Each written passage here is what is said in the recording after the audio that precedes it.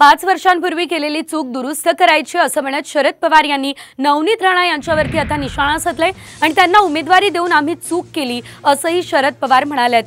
तर अमरावतीमध्ये थापाड्यांची आणि खोटाड्यांची लंका जाळायला आलोय असं म्हणत ठाकरेंनी नवनीत राणा यांच्यावर जहरी टीका केली आहे। अमरावतीमध्ये महाविकास आघाडीच्या उमेदवारासाठी जाहीर सभा घेण्यात आली। यावेळेस ठाकरे आणि शरद पवारांनी नवनीत राणा यांच्यावर टीका केली। आज आम्ही इथे सगळे जे आलो ती थापाड्यांची खोटारड्यांची भ्रमाची लंका जाळण्यासाठी आलेलो।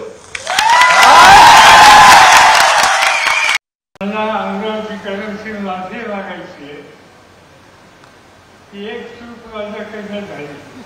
आम्ही ज्यांना पाठिंबा दिला त्यांना खासदार केलं आणि गेल्या 5 वर्षाचा त्यांचा अनुभव हा बघितल्याच्या नंतर माझ्या मनात अस्वस्थता होती की कधीतरी जावं आणि अमरावतीकरांना सांगावं की आमच्याकडून चूक झाली, ही चूक पुन्हा कधी होणार नाही।